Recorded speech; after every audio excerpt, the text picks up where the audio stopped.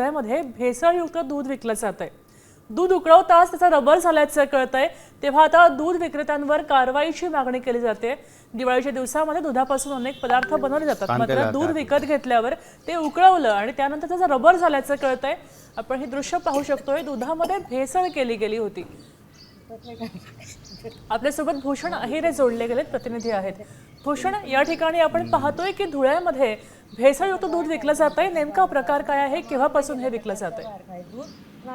नक्कीच हा सध्या दिवाळीचा सीझन आहे आणि अशा पिरियड मध्ये हा व्हिडिओ समोर आलेला आहे, मोठ्या प्रमाणात व्हायरल झालेला आहे। शिरपूर येथील ही घटना आहे आणि एका महिलेच्या ही बाब लक्षात आली, कारण तिने जे घेतलेलं दूध आहे ते खराब झालं आणि त्यानंतर तिने ते फेकण्यापूर्वी ते जेव्हा त्याचं हे बघितले, त्यानंतर त्यामध्ये सर्व दिसून आलं की तो रबरासारखं तुटतंय। त्यानंतर तिने तो व्हिडिओ बनवला आणि तो सोशल मीडियावरती मोठ्या प्रमाणात व्हायरल केलेला आहे।